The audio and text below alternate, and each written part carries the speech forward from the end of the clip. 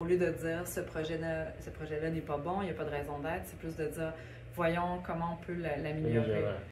En fait, j'ai comme un peu une manière de fonctionner que je veux toujours qu'il y ait quelque chose qui soit envoyé, puis quand ça revient avec négativement, pour les bourses notamment, ben c'est comme de se faire un peu une espèce de dribble, tu le renvoies ailleurs. Donc, tu as toujours quelque chose qui a été lancé, ça peut être soit pour une exposition ou pour une bourse, mais de juste rebondir lorsque tu reçois un refus, puis dire OK, moi je suis fière de ce que j'ai envoyé, je vais peut-être retravailler certains éléments, puis je le renvoie. Au lieu de dire ce projet-là n'est pas bon, il n'y a pas de raison d'être, c'est plus de dire voyons comment on peut l'améliorer.